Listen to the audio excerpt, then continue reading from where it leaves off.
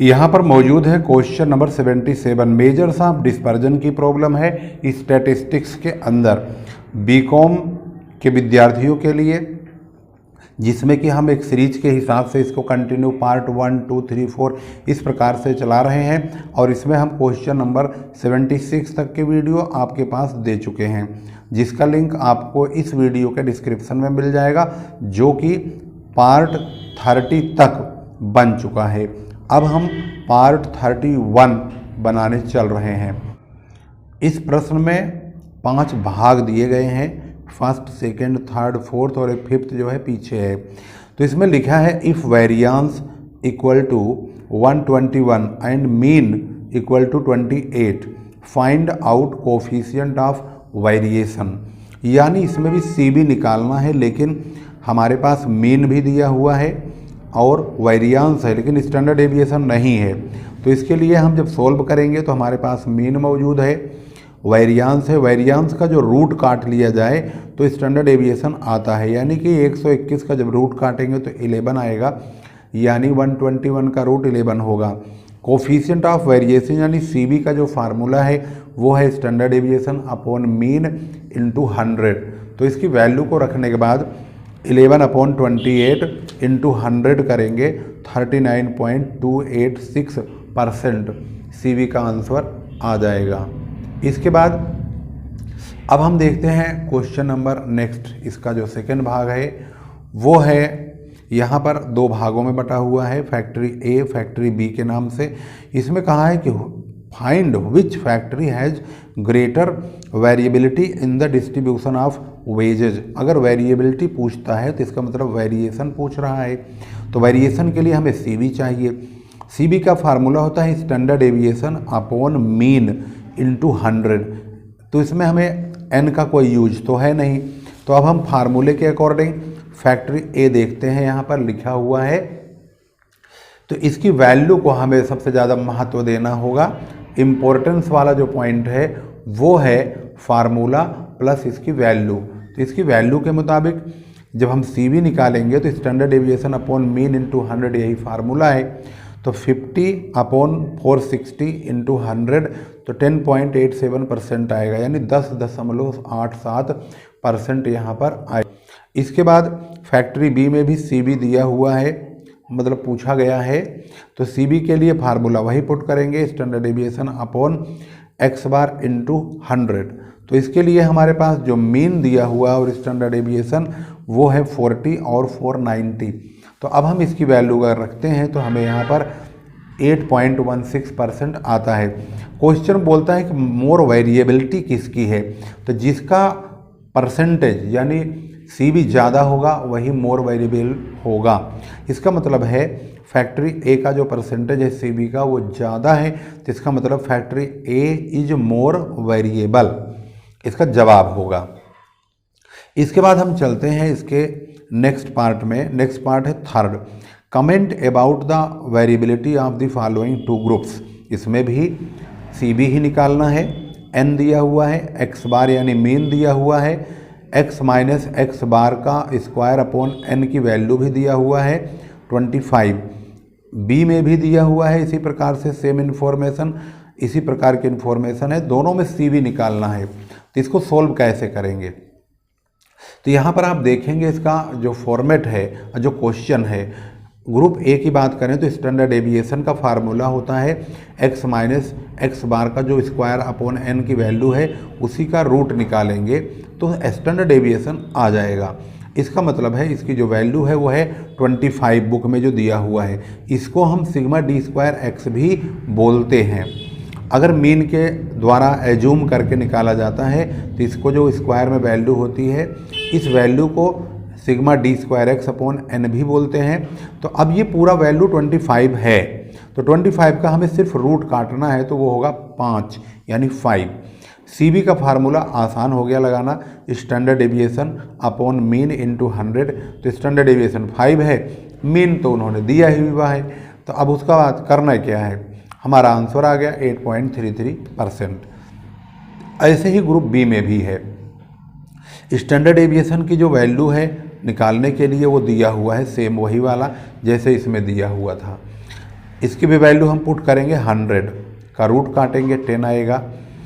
Mean उन्होंने दे रखा है, CB का ये फार्मूला हो गया, तो मीन की वैल्यू 30 है, तो इसका जो परसेंटेज ऑफ CB है वो है 33.33%।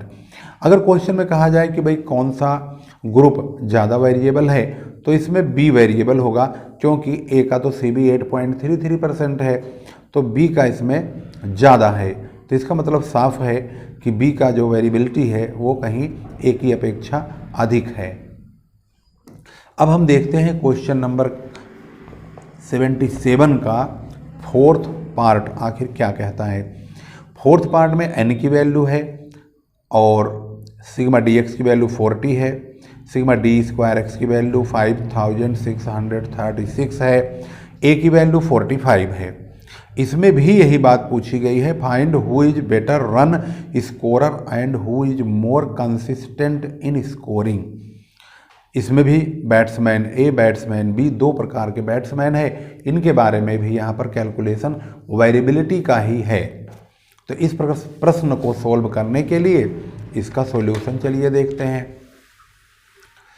तो सबसे पहले हम देखेंगे ग्रुप यानी बैट्समैन। इसमें एक बैट्समैन है, ग्रुप के हिसाब से बैट्समैन ए और बैट्समैन बी दो भागों में इस ग्रुप को बांट दिया गया है। तो बैट्समैन जो है ए, उसका इन्फॉर्मेशन है, एन की वैल्यू 8 है, सिग्मा डी एक्स की वैल्यू 40 है, डी स्क्वायर एक्स की वैल्यू 5636 है और ए की वैल्यू 45 है। अब हम इसके अकॉर्डिंग अगर हम स्टैंडर्ड डेविएशन निकालते हैं तो sigma d square x upon n minus sigma d x upon n का होल स्क्वायर, उन सब का रूट, इसकी वैल्यू रखेंगे 5636 ये रहा। इसको अपॉन 8 हमारा n है, माइनस 40 सिग्मा डी एक्स की वैल्यू है अपॉन n का होल स्क्वायर करेंगे, 8 पंजे 40, 8 5 जब 40, 5 आया, 5 का स्क्वायर करेंगे 25 आएगा। इसको डिवाइड करेंगे 704.5 यानी 704.5, माइनस करेंगे रूट निकालेंगे, तो माइनस करने पर 679.5 यानी कि 679.5 आए। इसका रूट काटेंगे 26.07 आएगा। मीन इस प्रकार से, मीन का जो फार्मूला होता है इसमें एज्यूम की जो वैल्यू है 45 है और dx की वैल्यू है 40, तो इसका जब मीन निकालेंगे तो मीन का फार्मूला बदल जाता है। यहाँ पर a plus sigma dx upon n, ये हमारा 45 है, dx की वैल्यू 40 है अपॉन 8, तो ये हो जाएगा 8 5 जा यानी 8 पंजे 40, 5 आया तो 45 में 5 जोड़ देंगे तो 50 हमारा मीन आ गया। CB का जो आंसर होता है, फार्मूला होता है, वो यहाँ पर देखेंगे standard deviation upon mean into 100। तो भाई स्टैंडर्ड डिविएशन तो हम पहले ही निकाल चुके हैं यहाँ पर, और मीन ये रहा। अब करना क्या है, अब तो इसकी वैल्यू रख करके 52.14% आ गया हमारा CB। इसके बाद अब देखते हैं बैट्समैन बी का। बैट्समैन बी यहाँ पर देखेंगे तो इसकी इन्फॉर्मेशन के मुताबिक बिल्कुल सेम इन्फॉर्मेशन है, अंतर इतना है कि उसमें dx की वैल्यू जो है 40 है, इसमें -4 है, डी स्क्वायर एक्स की वैल्यू 9686 है, ए की वैल्यू इसमें 40 है। अब हम वही फार्मूला स्टैंडर्ड डिविएशन का लिखेंगे जो हमने बैट्समैन ए के बारे में लिखा था, बिल्कुल सेम वही वैल्यू हम पुट भी कर देंगे। डी स्क्वायर एक्स की वैल्यू यहाँ पर ले लेंगे, डी एक्स की वैल्यू ले लेंगे माइनस का 4 यहाँ से, एन हमारे पास 8 ये रहा। अब इसकी वैल्यू रखेंगे और इसको सॉल्व करेंगे, इसको इसे डिवाइड किया, इसको इसे डिवाइड करेंगे और इसका उसी मल्टीप्लाई करेंगे तो ये आएगा। माइनस करने पर 1210.5 आएगा, उसका रूट काटेंगे 34.79। इसके बाद अब हमें चाहिए मीन। मीन का फार्मूला भी वही लगाएंगे जो हमने ए में लगाया था, वही वैल्यू पुट करिए इस प्रकार से जैसे जैसे उसमें बोला गया है। ए की वैल्यू यहाँ पर है 40 और सिग्मा डी एक्स की है -4 और एन 8 है ही है। तो अब यहाँ पर 8 5 जब 40, तो इसको हम 0.5 पढ़ेंगे, वो भी माइनस लगा है तो इसमें से घट जाएगा, तो ये हो गया 39.5। इसके बाद हम CB निकालेंगे। CB का फार्मूला होता है standard deviation upon x bar into 100। तो इसकी वैल्यू पुट कीजिए, यहाँ पर देखेंगे हमारे पास जो स्टैंडर्ड डेविएशन है ये रहा, मीन ये रहा, दोनों की वैल्यू इंटू 100 88.08% आया और इसमें 52.14% आया। तो भाई CB किसका ज़्यादा है, इसका ज़्यादा है, तो ये मोर वेरिएबल कहा जाएगा, यानी batsman B is more variable than batsman A। अब हम देखते हैं इसका लास्ट पार्ट यानी 5। एक ही क्वेश्चन में 5 क्वेश्चन दे रखा है। Comment about the variability of the following 2 groups. यहाँ पर भी है ग्रुप ए, एन की वैल्यू दिया है x - 5। ये जो 5 है ये एजूम की वैल्यू है, इसे हम सिग्मा dx बोल सकते हैं, ये सिग्मा dx कहा जाएगा। और ये सिग्मा d² x कहेंगे। x - 5 जो एजूम की वैल्यू घटा के टोटल x की सीरीज में नंबर आता है उसको सिग्मा d² x बोलते हैं। तीनों ने यहाँ पर इसको डिनोट करके बताया है कि x में से एजूम की वैल्यू घटाने पर जो टोटल होगा सिग्मा लगा दिया है, और उसका टोटल करने के बाद जो हमारे पास वैल्यू है 43 है। ऐसे ही b में भी कहा गया है इस प्रकार से। तो यहाँ पर b का पार्ट देखेंगे तो ये भी है। अरे इसमें तो 6 पार्ट भी है, इसका मतलब है मैं तो आइडिया लगाया था 5 ही होगा। चलो परंतु ये छोटा ही है, ना के बराबर है। चलिए इसको सॉल्व करते हैं। आपको यहाँ सारे आंसर मिल गए हैं। अगर आप आंसर मिलाना चाहेंगे तो यहाँ पर आंसर सारे आप मिला सकते हैं। फर्स्ट का, सेकंड का, और ग्रुप ए बी वाले में थर्ड का हो गया। यहाँ पर ये रहा थर्ड का, ये है फोर्थ का, मिला सकते हैं। हमने सारे सही जवाब निकाल के आपको दिखा दिए हैं और आगे अभी चल ही रहा है प्रोग्राम। इस वाले में हम पहुंच रहे हैं। इसका हम पार्ट देख रहे हैं 5th।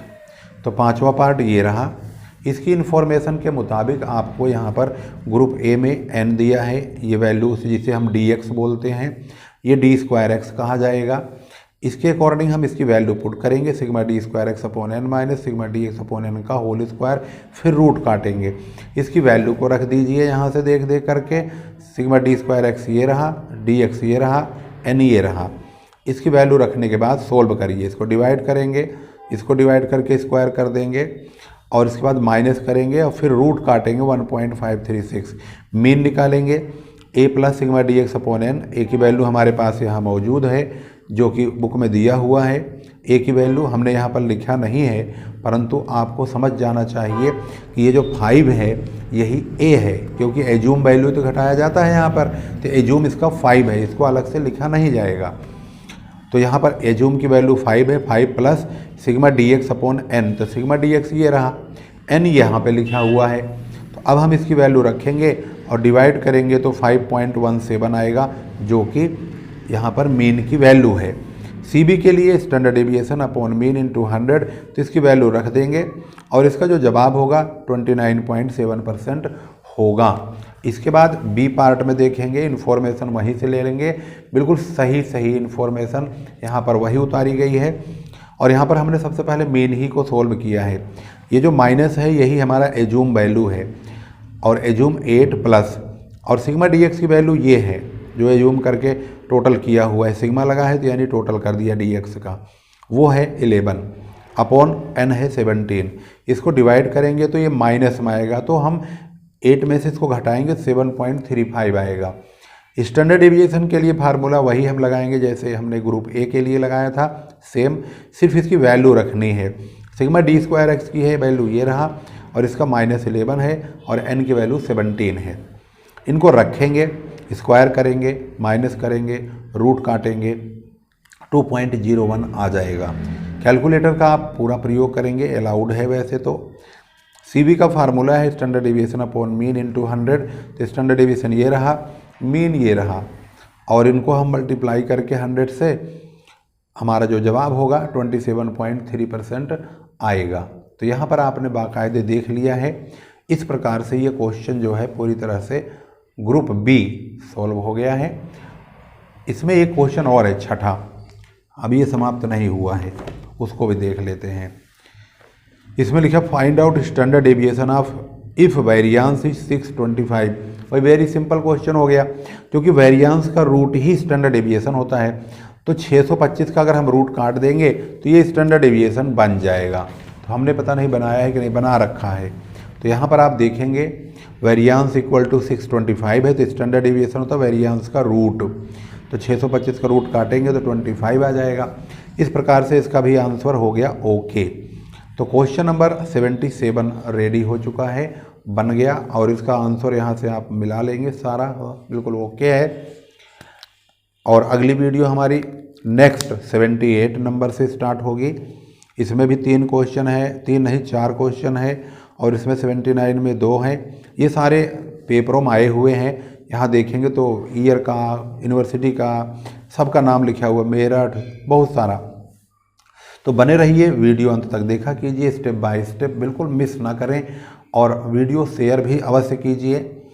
जब भी हमें समय मिलता है हम आप लोगों के लिए वीडियो तैयार करते हैं। उम्मीद करते हैं कि वीडियो आपको पसंद आई होगी और आप लाइक भी करेंगे। अगर आपने चैनल सब्सक्राइब नहीं किया है तो कर लीजिए, जिससे कि आपको कॉमर्स से संबंधित तमाम वीडियोज़ की अपडेट्स, अकाउंट से संबंधित, कॉस्ट अकाउंट से, मैनेजमेंट से, कारपोरेट, कंपनी, सभी से रिलेटेड आपको वीडियोज़ की अपडेट्स कंटिन्यू मिलती रहेगी। अगली वीडियो में पुनः मुलाकात करेंगे एक नई वीडियो, एक नए क्वेश्चन के साथ। तब तक के लिए नमस्कार, जय हिंद, जय भारत।